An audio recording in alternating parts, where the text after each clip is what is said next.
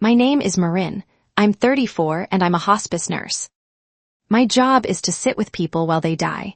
I've done it 41 times. I am the one who teaches families how to let go. Last Christmas Eve, I was still sitting at the card table, not the dining table. The plastic folding table by the kitchen door, the one they set out for the kids. I'm 34. I have paid for the roof over that dining room for 11 years. And every year, my mother says the same thing in the same warm voice. Marin doesn't mind. That night, my mother slapped me across the face at her own table because I wouldn't call off my engagement and hand my fiancé to my little sister.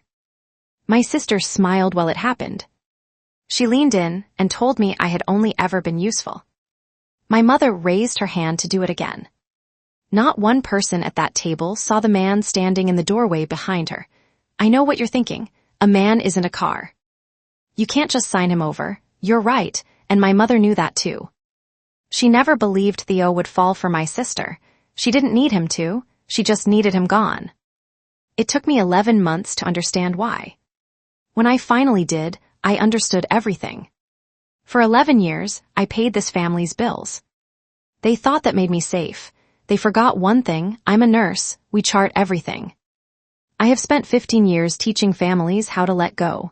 That's the actual job. The medication, the oxygen, that's the surface.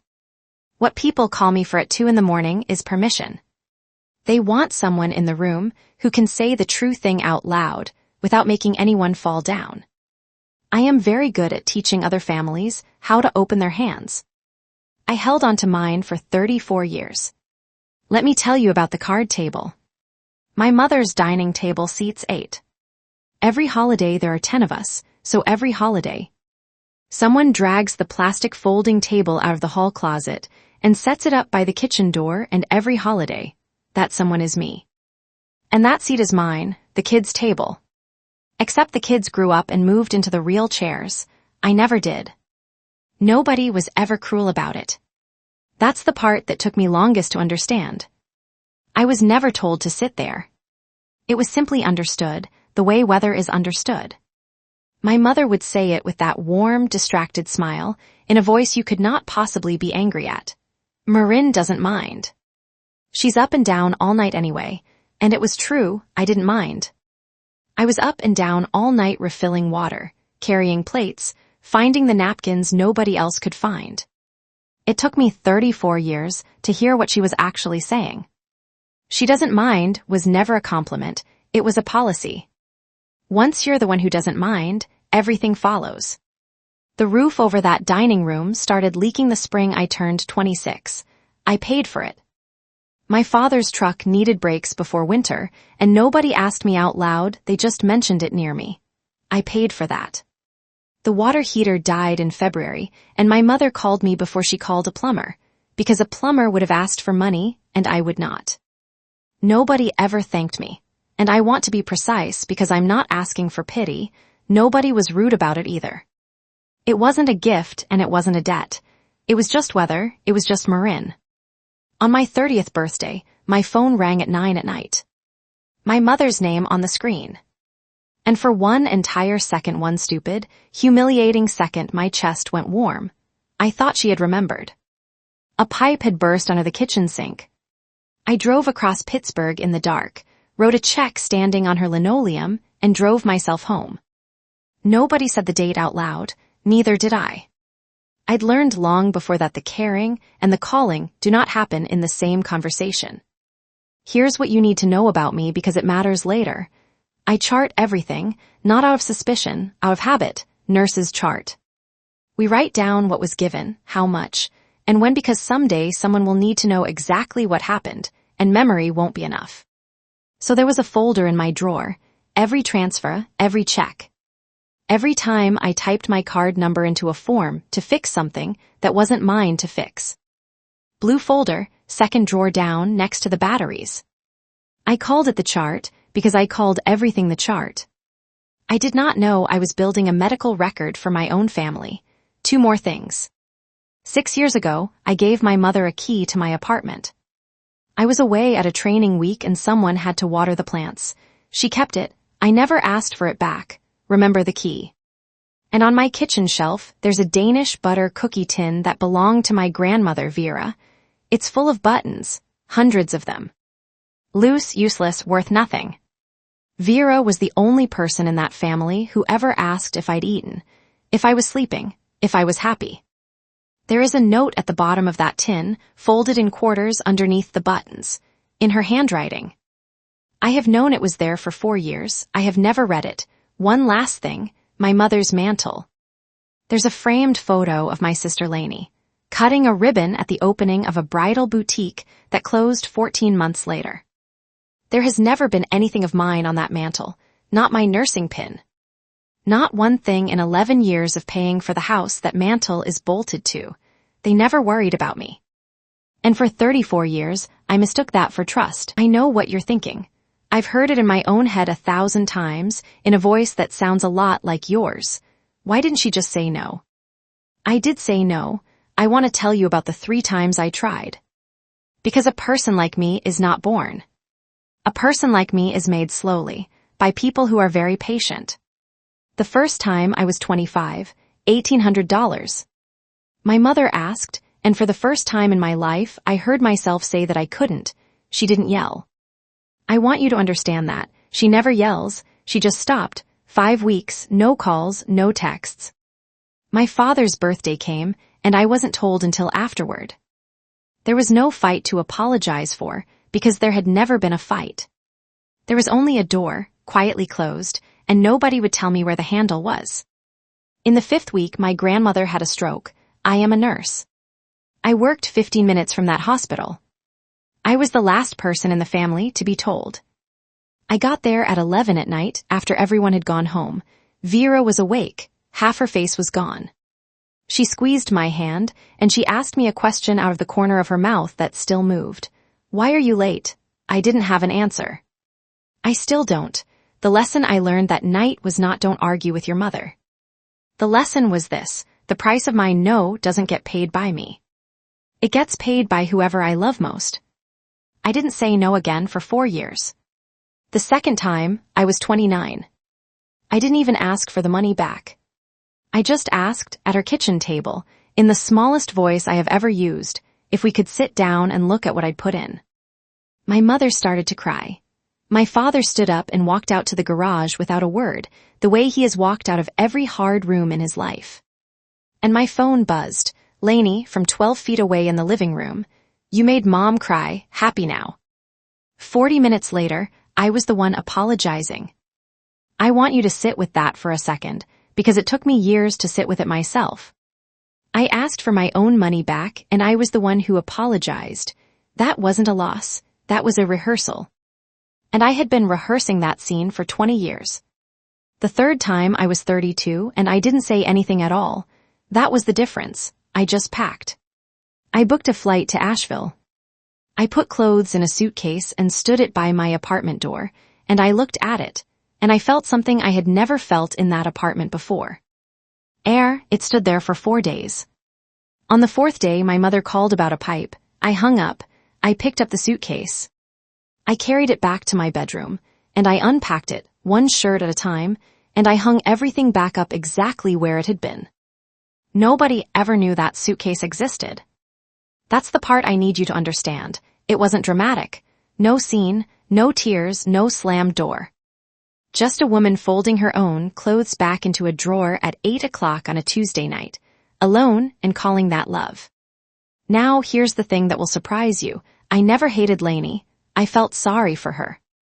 She was the one everybody worried about, the boutique that failed, the course she quit, the car she needed.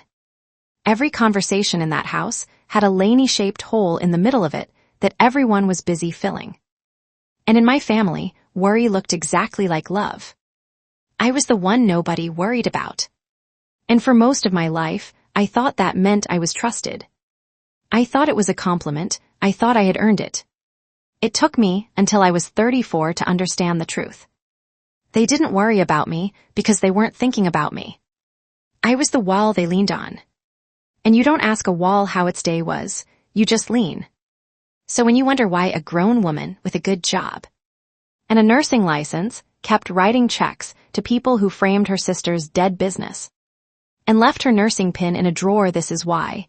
I wasn't a doormat, I was trained, there is a difference. And it took me 11 years and a bruise on my face to learn it. I met Theo Brannigan at 2 in the morning in a 24-hour diner off Route 51 on the worst night of my working year. I had lost a patient. 81 years old, I had been with her for 6 weeks. And I had been with her at the end. And I had held her daughter in a hallway afterward, while the daughter apologized for crying, which is a thing people do. And which breaks my heart every single time. Then I drove to a diner and ordered fries at 2 in the morning. Because I did not want to go home and be alone in a quiet apartment with what I was carrying. He was 2 booths down with a stack of drawings and cold coffee, structural steel. He owns a small ironworks outside the city, 14 men, a shop, a truck. He didn't hit on me. He didn't ask if I was okay, which is a question people ask when they want you to say yes so they can stop worrying. He looked at the scrubs. Then he looked at my face, and he said, "Was it a hard one?" Nobody had ever asked me that before the food came. I said yes. He nodded. He slid the ketchup across, and he let me eat, and we talked until the waitress started stacking the chairs. Now I need you to hold on to one thing. Theo met me first. Long before he ever met my sister. Long before anyone in my family knew his name. That fact seems small right now. Keep it anyway. In April, he asked me to marry him. No restaurant, no knee. Same diner, same cracked booth. He pushed a ring across the table next to my coffee, and he asked me a question first. What do you actually want? Not what you can do for anybody. What do you want? Nobody had opened with that question in years, maybe ever. I said yes before he finished asking. I brought him to Sunday dinner the way you carry something fragile into a room you don't trust. I had braced for cold. I had braced for my mother being polite in that clipped way that means she has found something wrong and is deciding when to say it. Instead, they were warm, too warm. My mother hugged him at the door like he was already hers. She refilled his glass before it was empty. She laughed at things that were not jokes. And then, somewhere between the potatoes and the pie, she started asking questions. So, Theo, how big do these contracts get? He answered politely. She asked another. Margins, growth. What the next 3 years look like for the shop. She asked the way an underwriter asks, and she smiled the whole time. My father sat at the end of the table and said nothing, which is what my father does. Lainey laughed at everything Theo said, every single thing. She laughed at a story about a jackknife truck on the Parkway East. It wasn't a joke. He was complaining about traffic. I told myself I was being paranoid. My family was finally happy for me.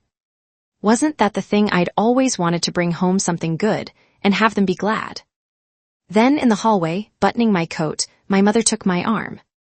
She said it would really help if I could cover something small, just this once, now that I was doing so well. It's nothing to you now, Marin. I wrote the check at her kitchen table before I left. The ink was still wet when I handed it to her. Another line in the chart I didn't know I'd need. And driving home that night, I noticed something I could not unnotice afterward. My family's warmth had gone up at the exact moment my life had. The kinder they got, the more I felt myself being measured, weighed, priced. I didn't have a name for it yet. I just felt it low in my stomach, the way you feel the weather changing before the sky does anything at all. Let me stop here for a second. If you have ever been the strong one, the one who pays, the one who stays, the one nobody has ever once asked if they are okay type, I see it below. And tell me where you're listening from. I want to know how many of us are out here. Because I need to say the next part out loud, and I'd rather say it to people who already understand. I brought him home like something fragile, afraid the room would break him. It never occurred to me to be afraid of what the room would want. In July, Theo's shop landed the biggest contract of its life. $1.4 million. Structural steel for a distribution center out past Monroeville. It made the business page of the local paper a photo of him in a work jacket, under a line calling him a rising name in commercial fabrication. That number changed the temperature of everything. And I want to be exact about it, because I have learned what happens when people are not exact about money. Theo told me the truth that same night, on my kitchen counter, with a beer he wasn't drinking. That 1.4 isn't mine, Marin. That's steal. That's insurance. That's payroll for 14 guys. What I keep is about the price of a good pickup truck spread over 2 years. I repeated that to my mother, word for word, in her kitchen the following Sunday. I wasn't being modest. I was being accurate, she nodded. She said, "Oh, I understand, honey." Then she framed the article and put it on the mantel. I stood in her living room and looked at it, and to the left of it, in a matching frame, was the photo of Lainey cutting the ribbon at her bridal boutique, the one that closed 14 months later. There has never been anything of mine on that mantel, not my nursing pin. Not one thing I ever paid for or fixed, in 11 years of keeping the roof over the room that mantel is bolted to. But a newspaper photo of my fiancé's money went up inside a week, dusted, squared, centered. She didn't need that number to be true. She only needed it big enough to be worth stealing. After that, everyone was interested in Theo, not in Theo, in the number. Lainey started orbiting him at every gathering, closer each time, touching his arm when she laughed. Then one evening in September, she asked him something in that light, easy voice she uses. She asked whether, if anything ever happened between him and me, he'd still want to stay close to the family. Theo gave a confused little laugh and changed the subject, but I heard it. That was not small talk. That was a question with a plan standing behind it. And at the same time, I started shrinking again. "Marin's fine," my mother would say, waving a hand like she was brushing away a fly. "She's tough. She doesn't need the fuss." At the October dinner, she rearranged the seating before we sat down. Lainey ended up next to Theo. I ended up at the card table by the kitchen door, watching the two of them from 8 feet away. And then she said a thing I had never heard her say before. She dropped it into the room while passing the rolls, casual as the weather. "Lainey and Theo just have a certain ease together, don't they?" It wasn't a question. It landed like a stone in still water, and the rings went out and touched everyone at that table. My father was cutting his meat. Lainey was smiling down at her plate, saying nothing, letting it hang there. And my mother was watching me, not Theo, not Lainey, me. Gauging my reaction, the exact way you watch to see whether a lie has landed and taken root. I said nothing. I didn't have the shape of it yet. 2 weeks later, Theo sat at my kitchen table with his laptop open and a cup of tea going cold, and made me an offer that sounded like nothing. "Let me help you get this organized," he said. "You shouldn't be carrying it blind. Let's lay the whole thing out, everything you've put in, everything they owe you, just so it's clear. It's a small sentence. It should mean nothing." But for the first time in my adult life, somebody was looking directly at what I carried and offering to help me hold it. I said yes. 2 days later, over coffee, I told my mother cheerfully, proudly, that Theo had offered to help sort the family's finances out. Her whole face changed. It happened fast, like a light going out. "We don't need Theo going through our accounts, Marin. That's family business. Flat, quick, final." Her hand tightened around her coffee mug until the knuckles went white and the skin pulled tight across them. I read it as pride. My mother has always been proud. She has always hated anyone thinking we needed help, so I let it go. I shouldn't have. Why would a woman be afraid of a spreadsheet? Why would help feel like a threat? The envelope came to my parents' house, my old address. My Aunt Bernie picked it up off the hall table by mistake and handed it to me in a funeral home parking lot in November. A collections notice. A credit card, $9,200, in my name, my social security number, my date of birth. I had never applied for it. I stood in that parking lot and told myself it was a mistake, a clerical error. Something I'd straighten out on a free afternoon. Remember that I said that. Because I believed it, and because I badly wanted to keep believing it. But my birth certificate is in a tin in my bedroom closet. My social security card is with it. And my mother has a key to my apartment. Meanwhile, my sister was becoming somebody I didn't recognize. She started posting photos of herself with Theo. Cropped tight so you couldn't see the 6 other people at the same table. Captions hinting at something private. When I asked her, she looked at me with what appeared to be real pity. Some people just have history, Marin. You wouldn't get it. History. Theo and my sister had no history. He met me first. I know the timeline down to the week. But she said it like a settled fact, older than me, and she said it so smoothly. Lainey has never been good at improvising. She fumbles, she backtracks. She laughs in the wrong places. Somebody had written that line for her. She was only reading it. Theo gave me the next piece carefully. He set his phone face down between us and said there was something I needed to see. Lainey had been texting him 8 months. He had never once answered. And here's the part I have to be honest about because it is not flattering to me. He told me about the first one the night it came in, and I waved it off. She's just drunk, I said. Ignore it. He did what I asked. He kept them, the way I kept my chart because some quiet part of him knew they might matter. He never hid anything from me. I was the one refusing to look. And underneath them, one more message. From my mother, she calls, she never texts, but she slipped once. Be sweet to Lainey, honey. She only slipped once was enough. So I did the only thing I know how to do when the ground moves. I got quiet and I opened the chart all the way. 11 years, every transfer, every check. Every emergency I had solved in the dark. $71,400. I read that number at 2 a.m.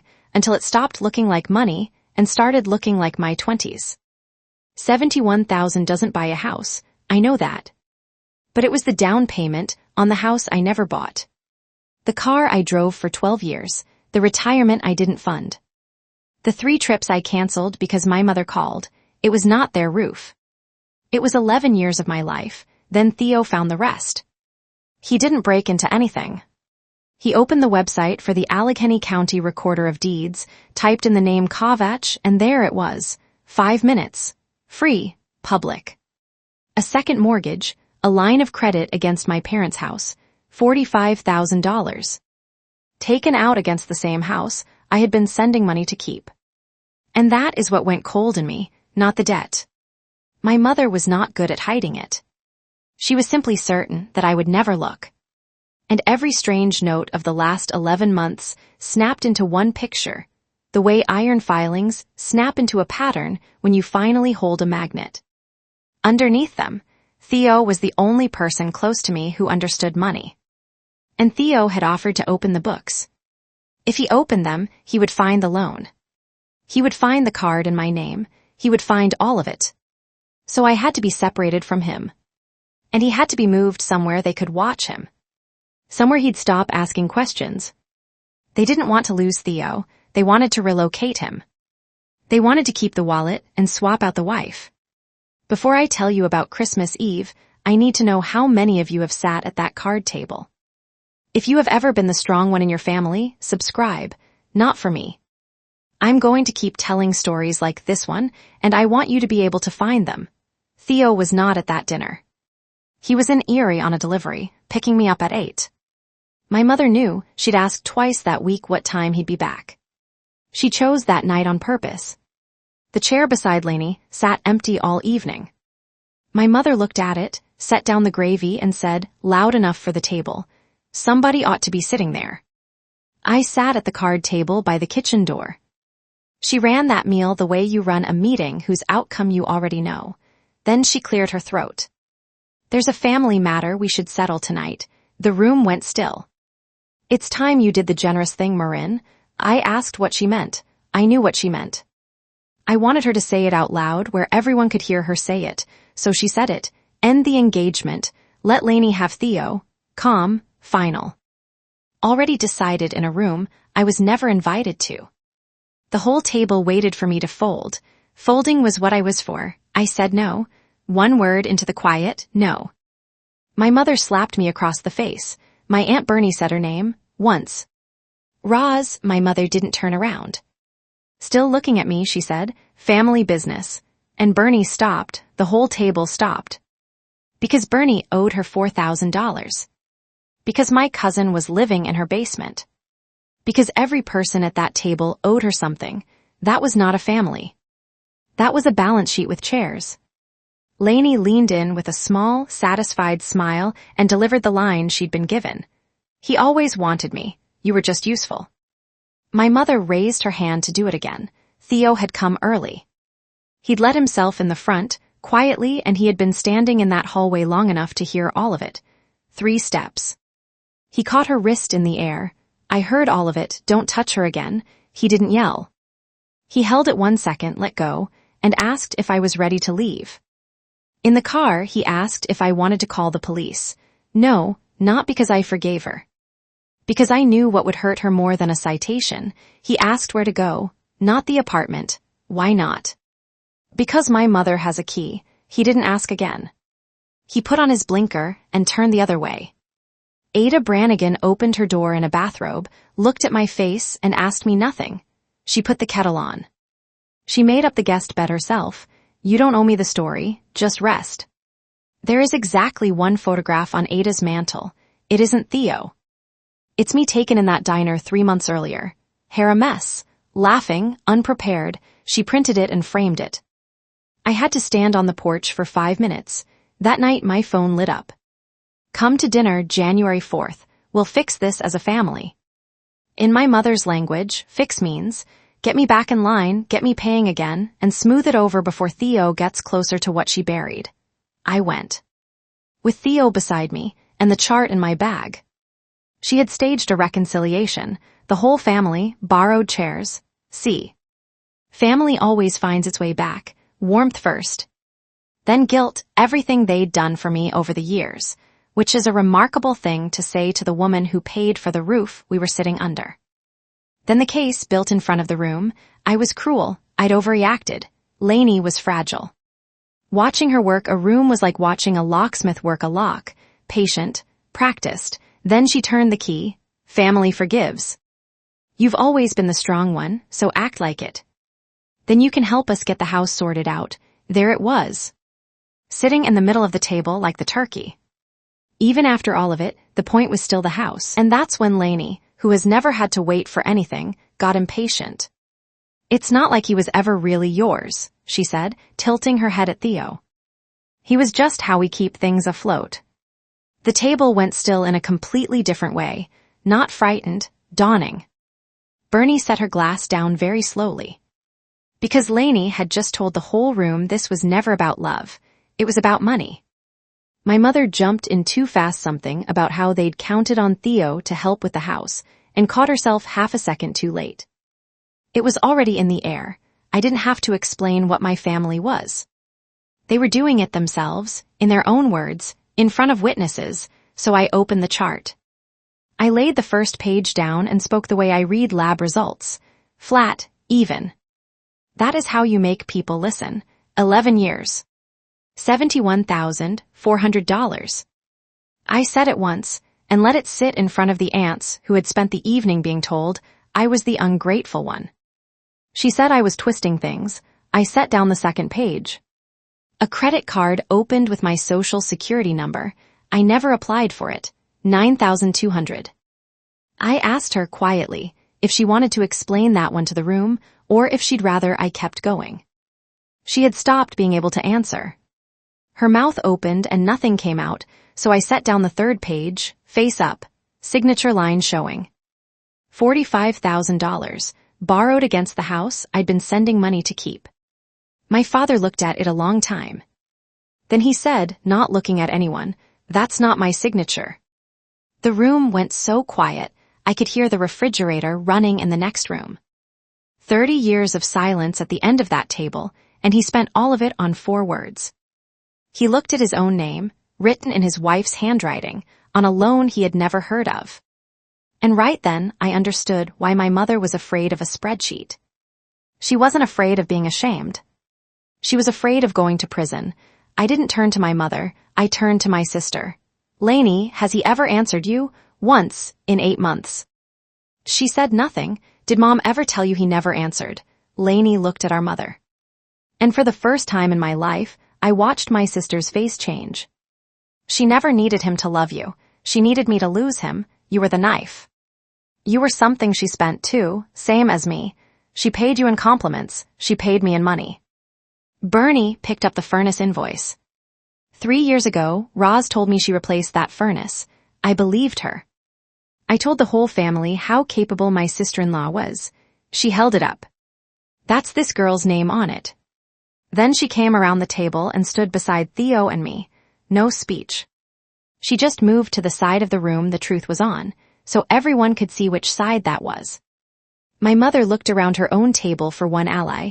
She didn't find one, not her husband, not her sister-in-law. Not even Lainey, pale and small and silent, now that the story had turned to face her too. For the first time in my life, the person with all the power in that room was me. And I found I didn't want to do anything cruel with it. 11 years I waited for that power. All I wanted to do with it was leave. I set down one last page, filled out, unfiled. This is the FTC identity theft affidavit. I've completed it. I have not submitted it. You have 30 days to pay off the $9,200 you opened in my name and close the account. I want to be clear so nobody mistakes this for kindness. I'm not doing it to punish you. I'm doing it because if I don't file it, that debt is mine. And I am not paying you another cent, not even in credit score. Then I put the key to their house on the table and held my hand out. My key, she didn't give it to me. The next morning I called a locksmith, $190. That was the last money my family ever cost me. I closed the folder and stood up. I'm not ending anything of mine, I'm ending what I do for you. I didn't slam the door. I closed it softly, the way I close a door on a sleeping room. And that quiet click was the loudest thing I have ever done. There was no lawsuit, no lawyer, no police, I just stopped. And without my money, the debt they'd hidden stopped being hidden. Real notices, real amounts. Nobody left to make them disappear before anyone saw. It wasn't a whole town turning against her, it was quieter than that, and sadder. On the 29th day the money came, all of it to the cent. No letter, no message, no apology, just money. And I understood something colder than the slap. She had it, she could always have paid. She just never had a reason to. I was never a lifeline, I was a discount. Then my father called, and he didn't ask for money. That was the first thing I noticed, and it mattered more than anything he said after. I should have said something years ago, I didn't, that's on me.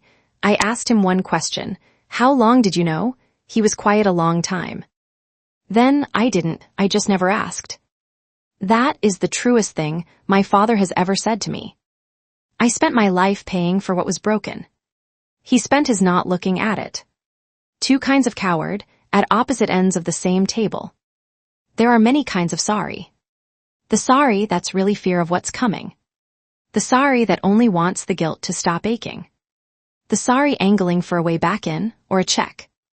And rarely the sorry that is simply true. My father's was true, it was also far too late. Both were real at once, and I had to hold them both. So I didn't open the door and I didn't hand him a check. I never will. Not for any of them. But when he asked what he was supposed to do now, I wrote the name of a credit counselor on a card and put it in his hand. A name for help.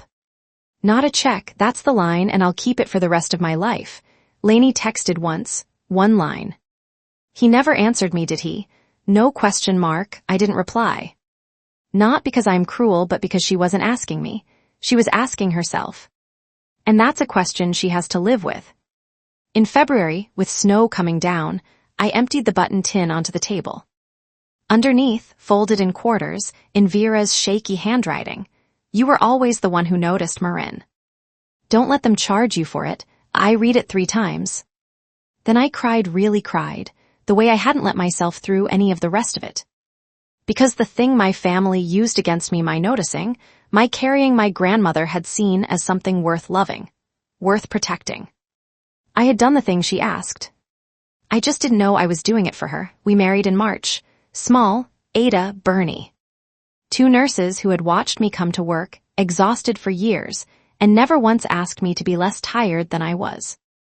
I sewed one of Vera's buttons inside my dress, where no one could see it. This is your family now, Ada said, no strings on it. I hadn't lost a family that December. I had finally set down one that was never mine and picked up one that was. People ask if I won. I don't think that's the word. I didn't get rich. I didn't get revenge, and I found I didn't want it. I got to stop being useful.